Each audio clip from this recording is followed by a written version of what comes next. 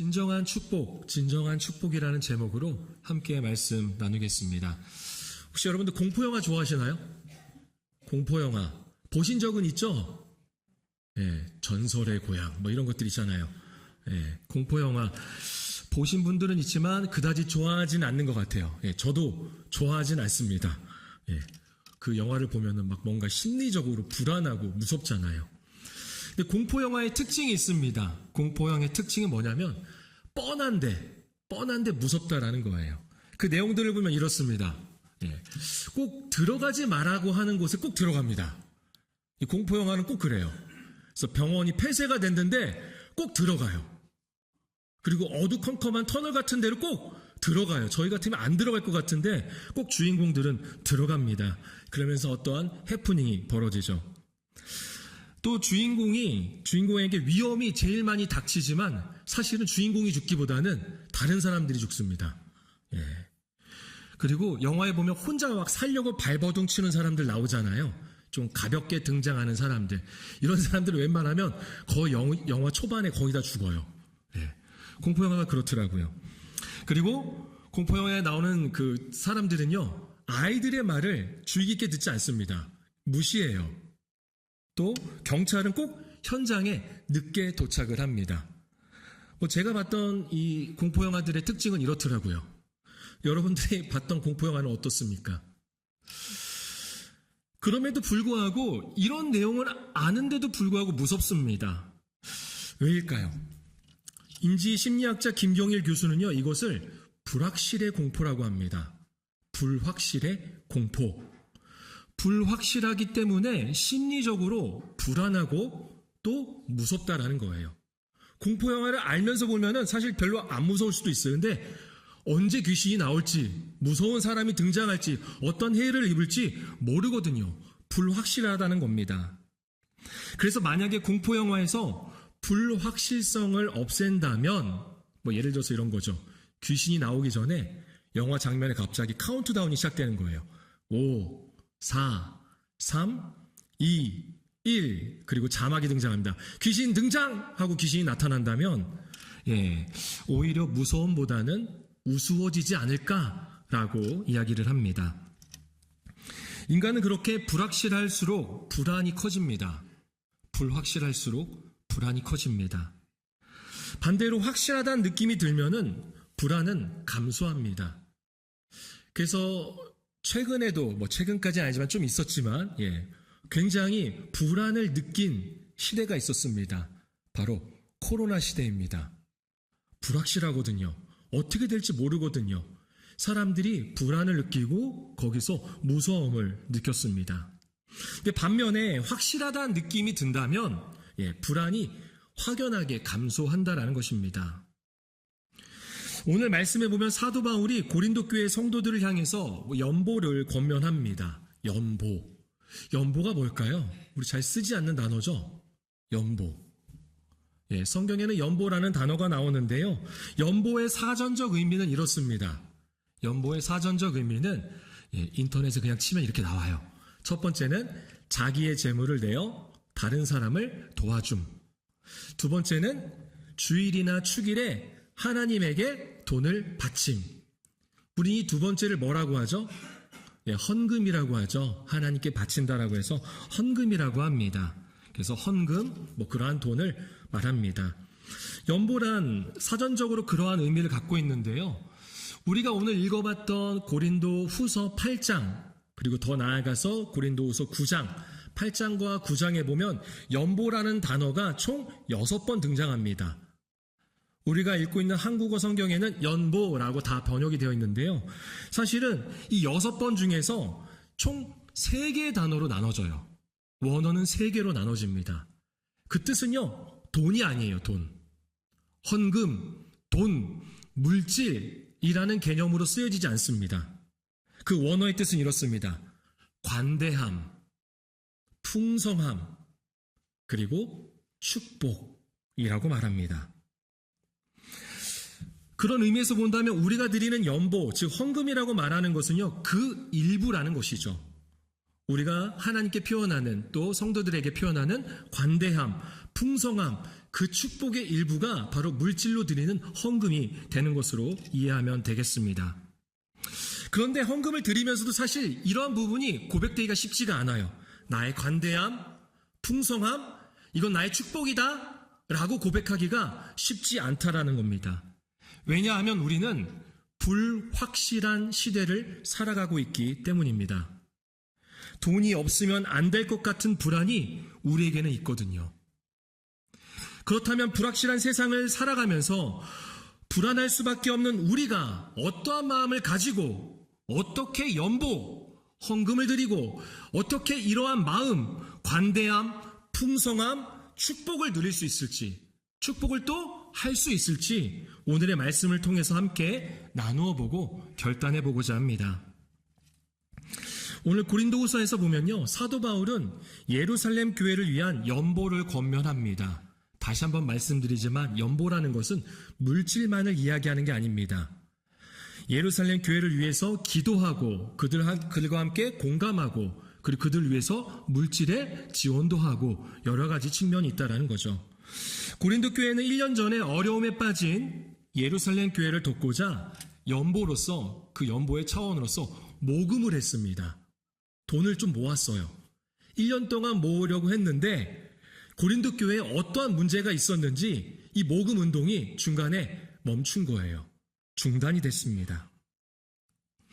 그래서 사도 바울이 고린도 전서 이전 편지에서도 말했지만 이후의 편지인 고린도 후서에서 오늘 본문에서도 다시 한번 이야기하는 겁니다.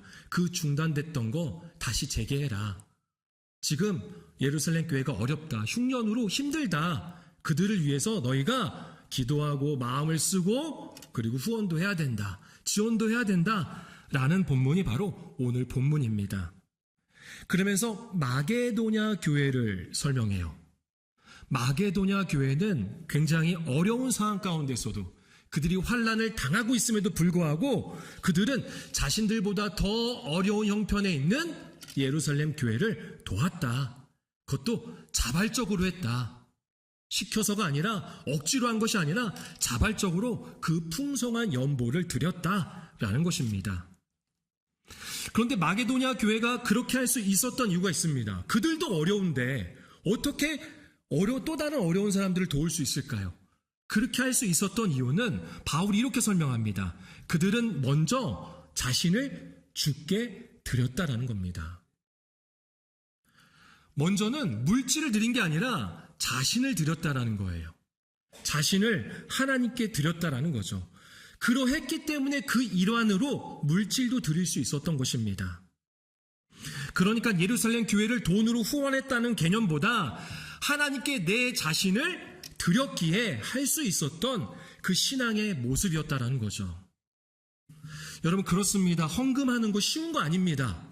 헌금하는 거 쉽지 않아요. 내가 10,000원, 20,000원짜리 음식 사 먹는 거는 생각보다 괜찮아요.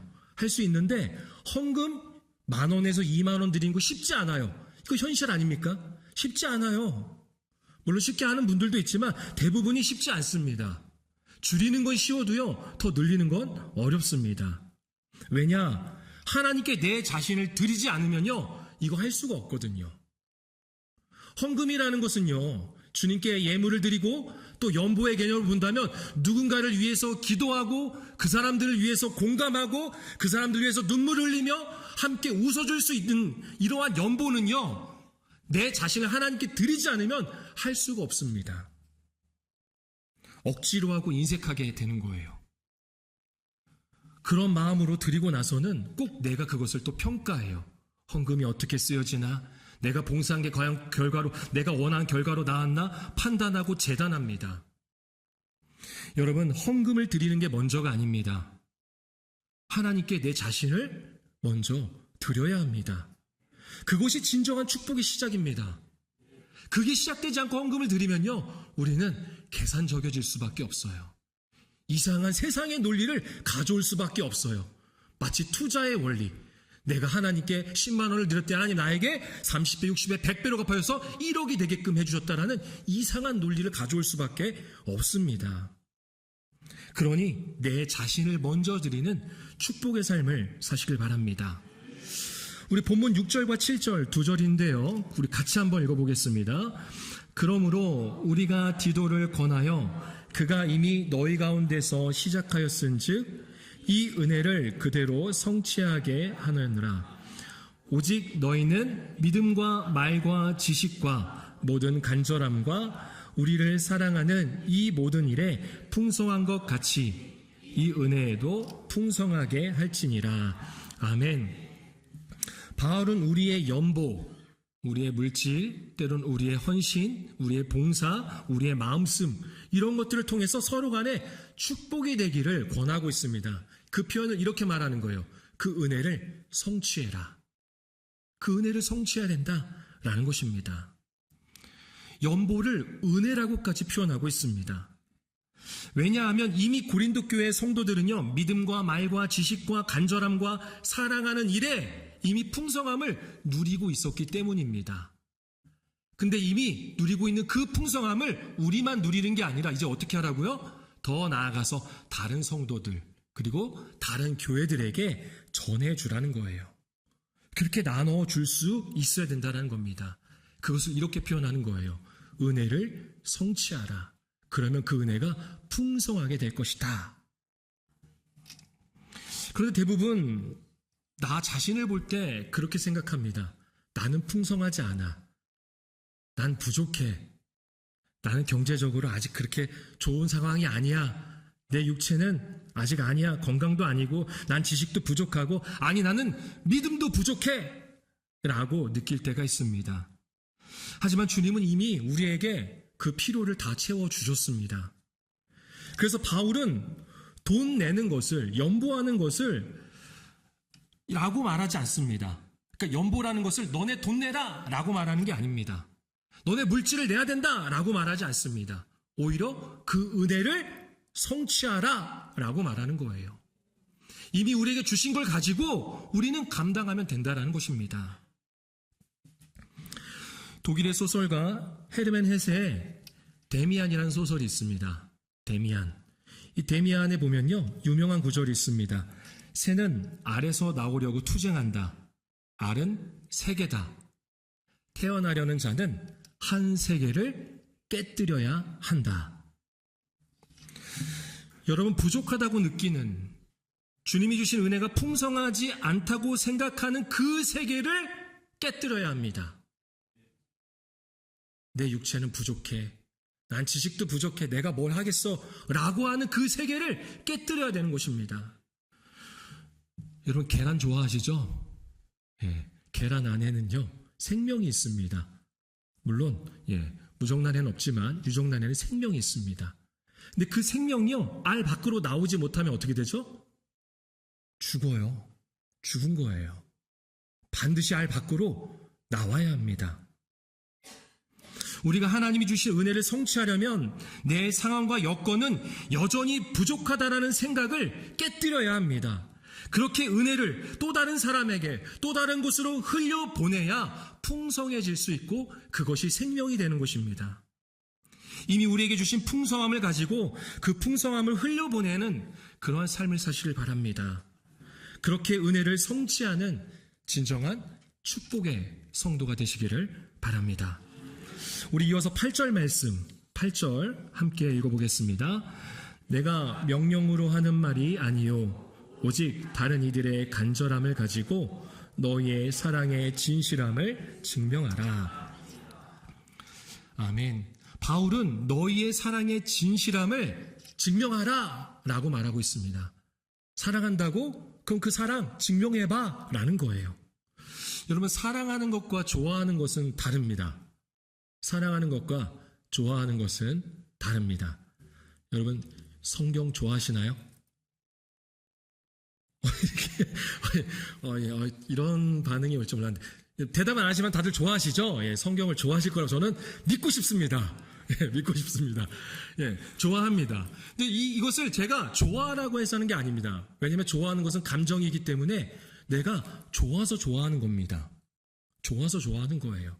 만약에 여러분들이 성경을 싫어하는데 제가 여러분 성경 좋아하셔야 됩니다 한다면 여러분들은 좋아하는 척은 할 수 있습니다.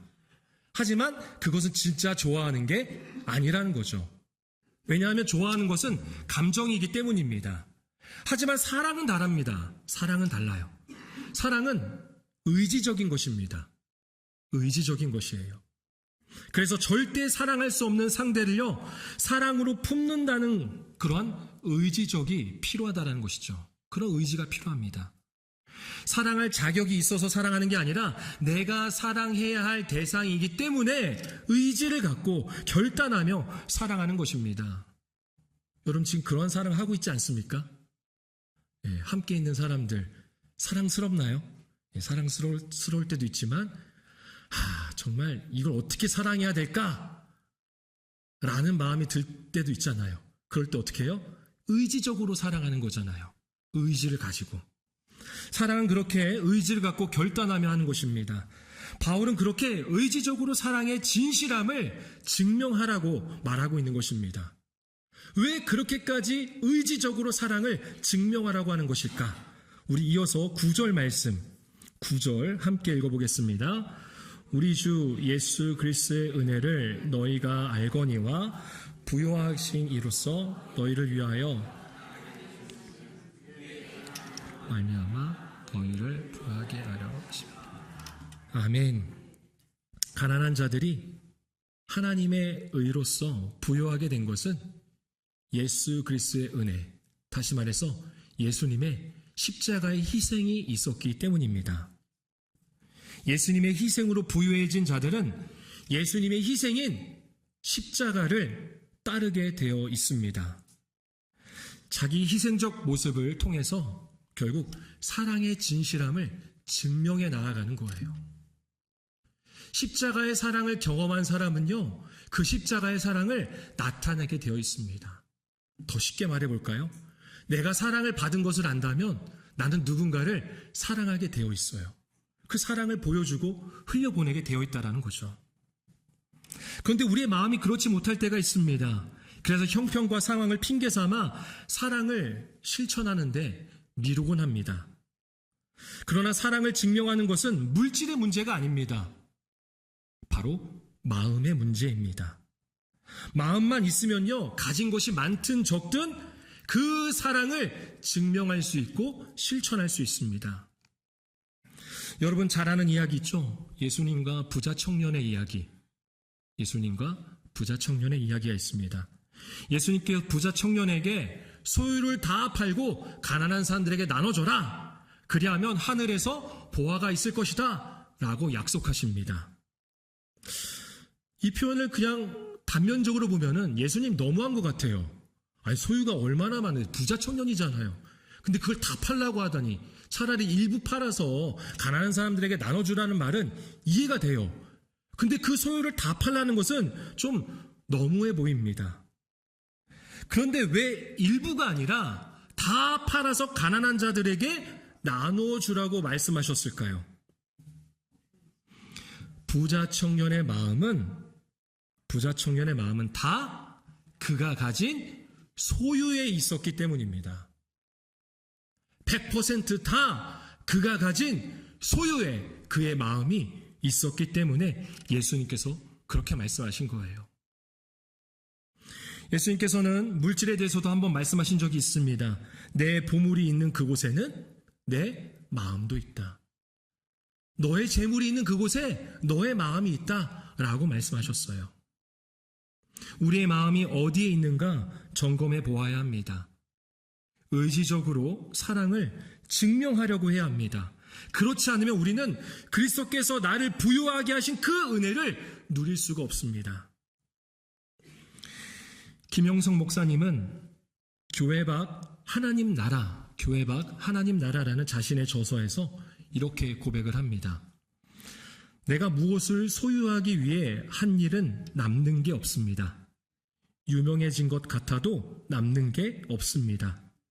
이것이 하나님께서 우리에게 주신 진리입니다. 하지만 더불어 살면 행복해집니다.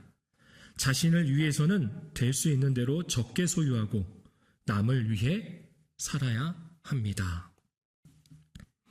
물질적인 풍요가 가져오는 행복의 정도는요, 사람들이 생각하는 것보다 훨씬 적다고 합니다. 물질이 많아지면 많아질수록 행복이 쌓이는 게 아니라 오히려 더 가지려고 하는 욕심이 생긴다고 합니다. 이 말을 다르게 하면 이렇습니다. 가난이 불행을 일으킨다는 핑계 역시 의심을 받아 마땅하다라는 거죠. 아무리 부유해도요, 마음이 가난하면요, 불행합니다. 반면에 적더라도 나눌 수 있는 마음의 부유함은요, 가난 가운데에서 행복을 줍니다. 그런 행복을 누리는 축복의 성도가 되시기를 소망합니다. 우리 마지막으로 13절과 14절 두 절을 함께 읽겠습니다. 이는 다른 사람들은 평안하게 하고 너희는 곤고하게 하려는 것이 아니요 균등하게 하려 함이니 이제 너희의 넉넉한 것으로 그들의 부족한 것을 보충함은 후에 그들의 넉넉한 것으로 너희의 부족한 것을 보충하여 균등하게 하려 함이라. 아멘. 우리의 연보는요, 누군가를 위해서 마음을 쓰고 눈물을 흘리고 기도를 하고 또 함께 축하해주고 더 나아가서 우리의 헌금이 되는 것은 결국 축복이 되어서 다른 사람들을 평안하게 한다는 것입니다. 불안 가운데 있는 이들을 평안하게 한다는 거예요. 그것이 진정한 연보입니다. 그것이 진정한 축복인 거예요. 근데 그것을 바울은 뭐라고 말하냐면 균등하게 된다라고 말합니다. 균등하게 된다. 여기서는 균등이라고 번역했는데요, 골로새서에서는 이것을 공평이라고 번역했습니다. 공평. 그래서 우리말 성경에서는 공평이라고 오늘 본문을 번역하고 있습니다. 이 말은요, 동일하다는 의미가 아닙니다. 재산이 똑같아져야 된다는 것을 의미하는 게 아닙니다. 바울은 모든 성도들에게 자신들의 재산을 똑같이 공유해서 똑같아져야 돼. 너의 재산이 1,000만 원이면 저 사람들 1,000만 원이 돼야 돼. 채워봐. 라고 하는 것이 아닙니다. 고린도 교회 성도들의 연보를 통해서 그들의 축복을 통해서 결국 평안이 나타나야 된다는 거예요. 평안이 나타났을 때 결국 균등하게 된다라는 거죠. 14절이 그것을 말씀하고 있는 것입니다. 그들에게 평안이 임했을 때 반면에 우리에게는 뭐가 채워지냐면 영적인 부요함이 채워진다는 거예요. 그러니까 나는 주는 자만 되는 게 아니라 결국 받는 자도 된다라는 거예요. 14절 하반절이 그것을 말씀하고 있죠. 그들의 넉넉한 것으로 너희의 부족한 것을 보충하여 균등하게 하려 함이라. 그들에게는 기도와 사랑과 물질이 채워졌다면, 그래서 그들에게 평안이 나타났다면 우리에게는 영적인 부요함이 채워진다라는 거예요. 그들로 인해서. 그래서 균등을 이룬다라는 것입니다. 이게 바로 공평이에요. 하나님의 공평입니다. 나는 그들을 위해 기도하고 물질을 줬는데 오히려 내 안에 채워주시는 영적인 풍성함이 있다라는 거죠. 이게 바로 하나님 나라의 진정한 축복, 공평입니다. 2013년도에요, 중국에서 한 실험을 했습니다. 실험의 제목은 더러운 돈입니다. 더러운 돈. 네. 사람들이 알고 있는 기업 중에는요, 정상적이고 윤리적인 방법으로 이윤을 추구하는 회사도 있습니다. 쉽게 말해서, 저 회사 건강한 회사야. 착한 회사야. 저런 회사가 잘 됐으면 좋겠어. 라고 하는 회사도 있지만, 반면에 매스컴을 많이 타는 그런 불법적인 인권이 없는 그런 회사들도 있죠. 돈만 꾀하는. 상반된 이미지로 잘 알려진 두 회사가 각각의 현금 100만 원의 가치를 해당하는 상품권, 백화점 상품권을 제공한다라는 게 이 실험의 기본 바탕입니다. 그러니까 이 두 회사가 100만 원짜리 백화점 상품권을 나눠주는 거예요. 연구자들은 백화점에서 쇼핑을 하는 고객들을 대상으로 이벤트에 당첨이 되었으니 상품권을 받으러 오라고 알려줬습니다. 고객들의 마음이 어땠을까요? 좋죠. 100만 원인데. 뛸 듯이 기쁜 마음으로 상품권을 받아 포장을 열어봤습니다. 포장을 열자마자 보이는 것은 그 상품권을 협찬한 회사의 로고입니다. 그러니까 50%는 건강하고 착한 회사의 로고가 보여질 테고, 실제 회사 로고는 아닙니다. 이거는 AI로 여러분들의 이해를 돕기 위해서 만든 로고입니다. 그리고 반면에 50%는 비윤리적인, 비인권적인 불법을 행사해서 돈을 착취하는 그런 회사의 로고가 보이게 될 것입니다. 물론 그것을 봤을 때 기분은 다르지만 상품권의 금전적 가치는 같습니다. 똑같이 100만 원이에요. 그러나 그것을 받은 사람들의 소비 행태가 달랐다라는 겁니다. 연구자들은 고객들이 그 100만 원을 어떻게 쓰는지를 관찰하였고 재미있는 공통점을 발견하게 되는데요. 윤리적인 회사의 상품권을 받은 사람들은요, 당일 100만 원을 다 쓰지 않았습니다.